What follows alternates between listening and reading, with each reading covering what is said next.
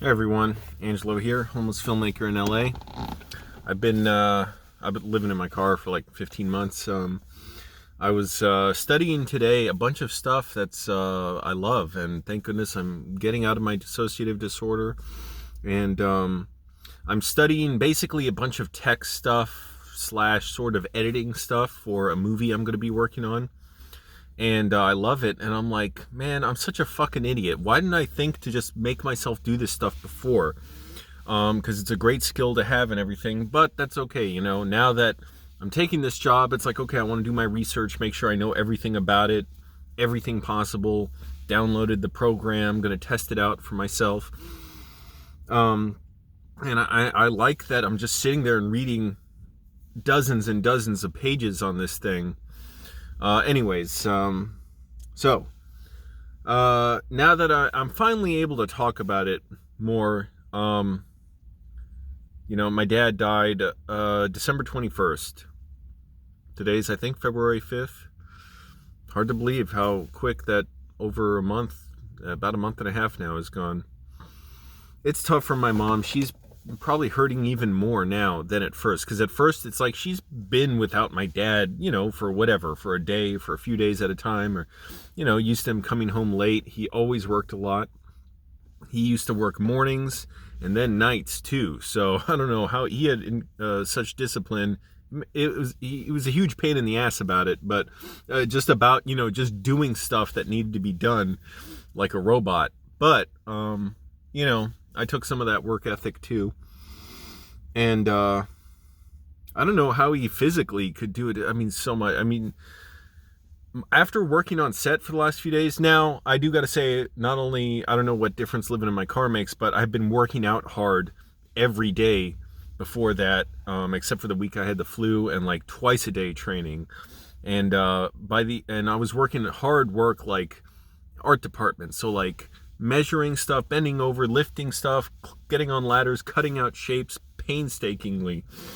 And eventually, like, it's like my body, I haven't worked out the last 2 days because I just needed to rest. Like my legs are still kind of like fatigued, like almost cramping up. But anyways, I'm recovering from all that and trying to get proper nutrition from the food bank, and I enjoy that challenge.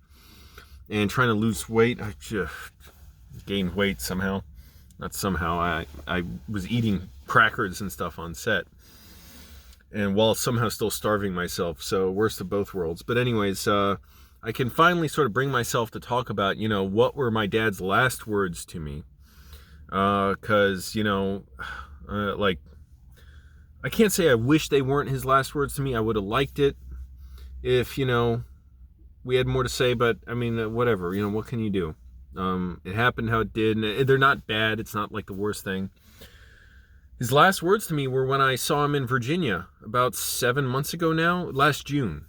So I went there and I made it a point to film with him, and I was looking even at the live stream again because I forgot what I talked to him about. And that's the kind of nice thing about the videos with my dad. By the way, if you don't know, he died at 88 years old. He had a stroke, and then a week later he had complications from it. He had an infection. And in the video, he's still looking good. He's a little bit frailer. He was 88, but we were talking and stuff. And then after the video, what's interesting, I think I saw it was dreamlike. Walking down the stairs, he was getting a little bit spaced out, but not very much.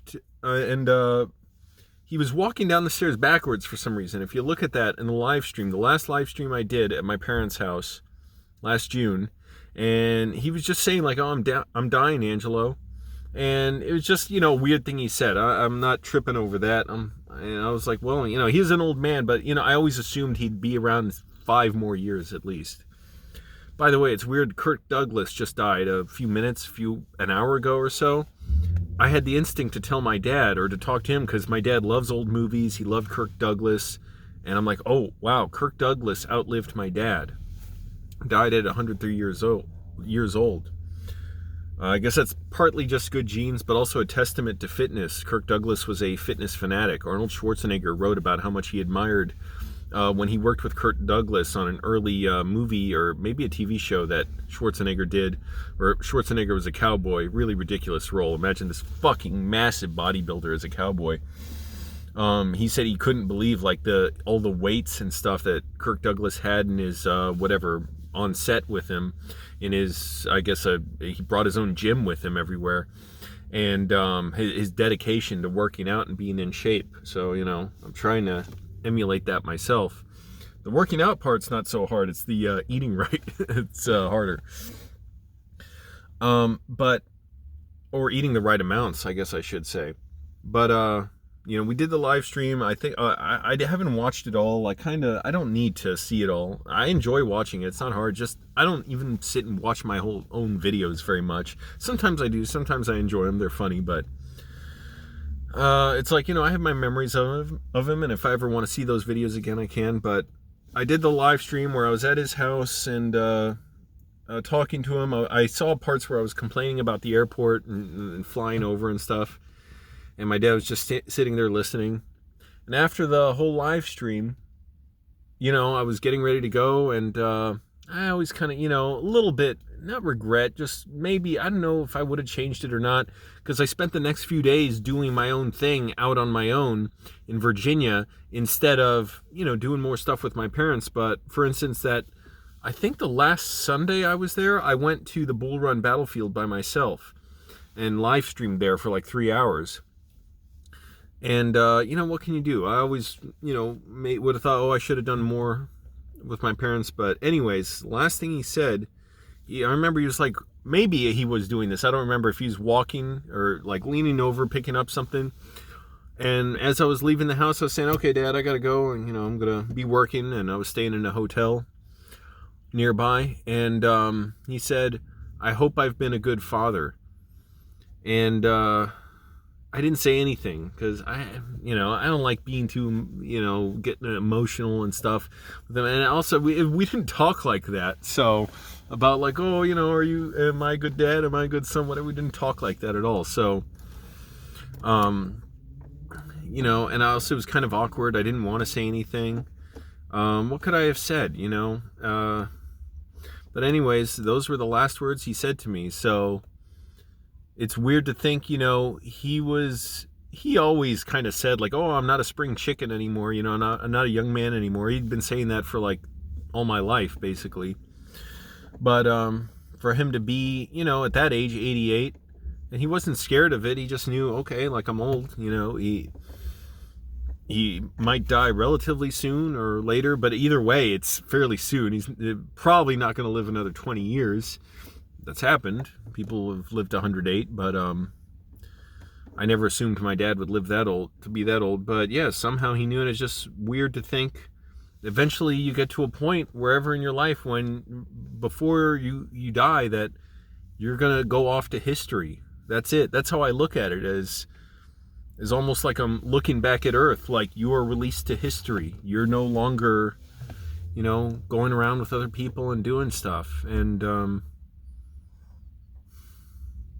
it helps just to talk on video like this, because as I'm still getting out of my dissociative disorder, once I'm getting out of it, I don't even like saying it because I don't like to think about it.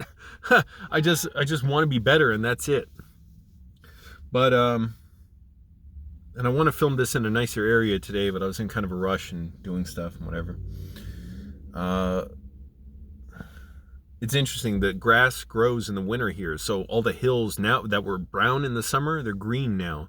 So there's this one hill, the Turd Mountain I was on before, that I called it Turd Mountain, that I want to go film on, that I haven't walked on in a while. Oh, excuse me, speaking of Turd Mountain. By the way, I do have this box here. Watch out for a surprise video. I got a surprise package. That smelled. My dad loved that kind of jokes, and he would always point out when he farted. Like, he didn't hide when he farted at all, and he always said something when someone else farted. So, anyways, I got a surprise video coming because of this package soon. So stay tuned for that. Excuse me. And, oh man, that smells. But I was just thinking, at some point it's like you're released to history. You're no longer a person existing, walking around Earth. always feel weird saying walking around Earth, because it's like, what if we get to the point where we're not on Earth anymore, or people are living in space or on other planets or something? But we just always think of life is on Earth and that's it, or people are on Earth. Yeah, it's still not totally hitting me yet. Sometimes I get a little sad. It's harder for my mom now that she's going on and hasn't seen him for 6 weeks or so for the first time in her life since she met him. That somehow, he said, like, I hope I've been a good father. It's like he wasn't just, concerned about his life and the day-to-day and stuff. He was thinking, in a way, it's like he's thinking about history. Like, where's he going to be in history? How's he going to be released off to history? Not that he was thinking about dying in that moment necessarily. He was still pretty healthy. He had a stroke, at that age. Anyone's lucky to live to that age. And, man, I'm looking at my face. It looks so fat. I hope I lose at least 20, 30 pounds. But, anyways, I just finally was able to talk about that. I don't know what I could have said, because I wouldn't have liked saying anything in a way. Sometimes I think like, oh, why didn't I just say something, be more expressive then? But there was nothing I would have wanted to say. And nothing, my dad, it was like, he could be like a wall, it's like nothing gets through. So what could you say that would matter in a way? And when he wanted to be open, he was. And if he didn't want to, nothing you said mattered. And, he could be, anyways. So, you just had to go with whatever mood he was in. And, I don't know. It's not like I think back strongly to being younger and stuff. Sorry if you hear clicking around. So I'm just touching the air conditioning vent on the side of the car. I got to figure out a way to reduce my gas driving around, because I'm burning up gas and everything. But I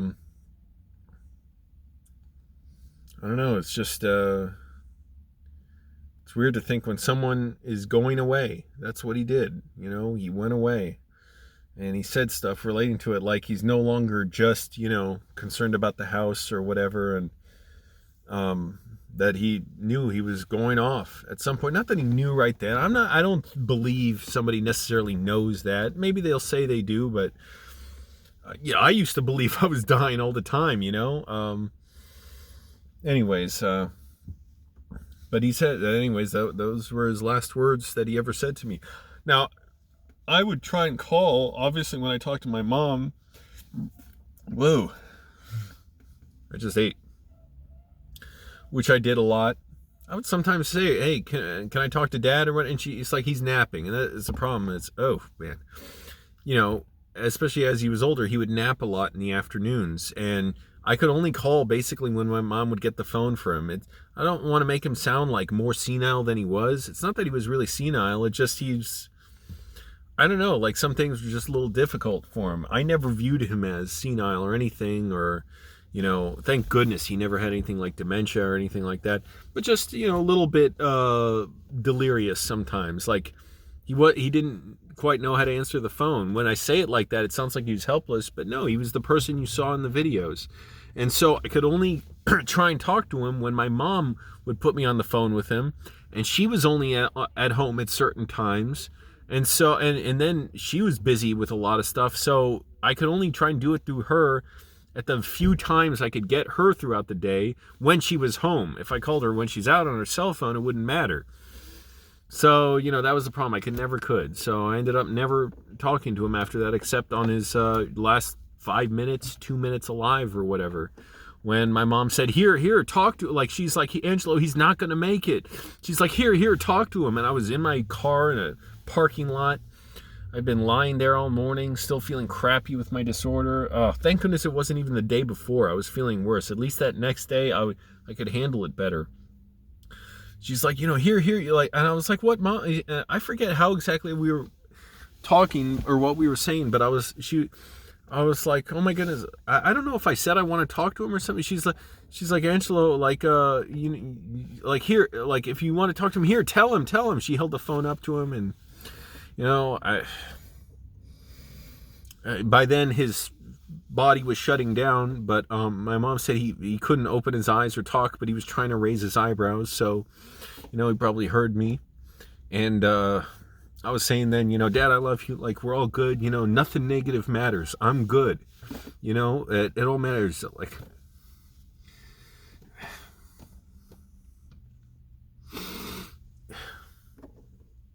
anyways, I'm glad she put the phone up to him for that. And then she called me a few minutes later and said he's gone, I didn't even act shocked. It didn't even emotionally hit me then super hard. Like, it sort of was in and out. And I was calling people after that, calling a bunch of people that I knew to, just tell them and talk to someone. It was weird being in that parking lot. That parking lot. And just talking to people for hours, just circling my car. I'm like, man, what's it all matter in a way? Not that I was feeling life was pointless, but that's always been a challenge for me, is feeling like anything matters. And I'm like, well, here we are. Well, like, did I even know my dad? Did I know who he was? He was, it could be, he was a hard person to get to know in a way. It's like, did I even, have a dad in a way? I mean, yeah, but is that more just how I think? Like that, I've always have this bleak view of things, and that's fine, it's like, it's just part of what makes me who I am. And as I recover, it really helps just to talk like this, because especially lately, the main person I've been talking to is my mom about this, because I don't know, I feel like I don't want to keep telling people about it, about it, and not that they really object, it's just I don't know what else to say, I don't want to talk to people like they're therapists. I broke the news to them, talked to a bunch of people once or twice for a while on the phone. It's like, after that, how many things can I say, at least just over the phone, and because a lot of people I know, they're still, back in Virginia. So anyways, it's just a trip, and I appreciate my dad, and I almost look forward to, the courage it takes to go through this. In a way, it's like, even death is like, as bad as it is, it's something that, I don't know, just, you have to take whatever you can from a situation. You can't just view it as all bleak and horrible and emptiness. So I just view it as, okay, now, I have to have the courage to keep going. And, which I have so far. And the dissociative disorder, again, it's weird timing in that it's made it so it hasn't hit me as hard. It's hitting me.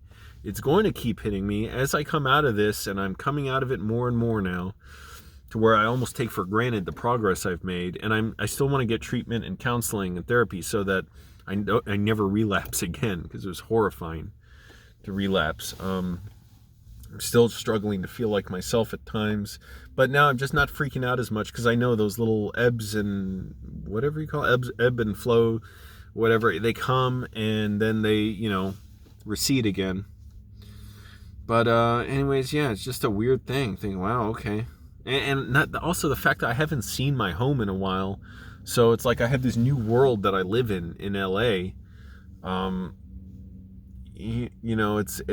The environment's not there where I knew my dad. And I always thought, he'd be there when I came home again, and he'd see my movies, and I'd bring him out to LA. And I always thought he could retire or like work in my videos, full time, and we could all, make money on those, and he could just work for me doing whatever, or I could always put him in funny situations like Jimmy Kimmel did with his Uncle Frank. And I did certainly plenty of that. So anyways, just a trip. And even though my dissociative disorder, depersonalization, derealization was horrible, it was hell on earth about 7 years ago, the good thing about going through it was it pushed me to have more courage with my videos and with others, and to film with my dad. If it wasn't for that, I don't think I ever would have filmed with him. I never thought to. I was missing these opportunities to make videos that I didn't think to, and have these experiences. So, it's not that I'm glad I went through that experience in a way, but I have to be glad about what I can take from that. Oh, shit. Man, it stinks. Anyways, I know my dad appreciated those fart jokes and shit jokes and stuff. Man, I gotta lose weight. I swear I was doing so well losing weight, and it's like, what the fuck? Like 4 days go by, and all of a sudden I've gained this weight again. But anyways, I've been so physically active. Like, I just had to rest the last 2 days. Trying to get as much protein as like fucking possible without, just having too many calories or taking in other junk with it. Fortunately, they do have these cheap protein drinks I got from the food bank. Like these little... Oh, I'm able to show these now. I couldn't show them before. It's like these... See, it's like whatever, chocolate, and then they have vanilla too. And the thing is, these little sacks they're in, these like plastic, they're not really plastic. You put them in water or whatever, put them in milk or something, weirdo. They dissolve pretty much right away. And so I just stir them up with the spoon in my little cup here. I stir it up a bunch. I put the lid on it now. I shake it and then I stir it again. It's not perfect, but it gets a lot of the clumps out. And then I'm able to drink that. And I try and have like 2 of those a day. It's 20 grams of protein in each drink, maybe 3, especially if I don't eat much, because I'm realizing the importance of getting protein, especially if you're working out a lot, even on a day where you're not working out. So anyways, yeah, it's just a trip. All I can be is just grateful for the experience. Again, it's weird. Kirk Douglas, I was looking at all the tributes and stuff to him. I'm like, oh, that's the thing. My dad, we talked about Kirk Douglas a lot, it's like, oh, that's the thing we would have talked about, and then I was like, oh yeah, he's gone. And I can believe it. Kirk Douglas was living so long, 103, and he was very healthy. But he outlived my dad. Anyways, so those are my thoughts. I just wanted to get them out.